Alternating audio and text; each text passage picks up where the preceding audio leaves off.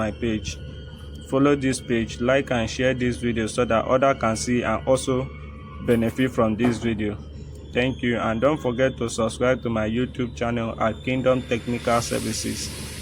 So guys, my oxygen nozzle is very okay now, so I want to start welding. So watch the video to the end and see how I was able to brace this evaporator coil.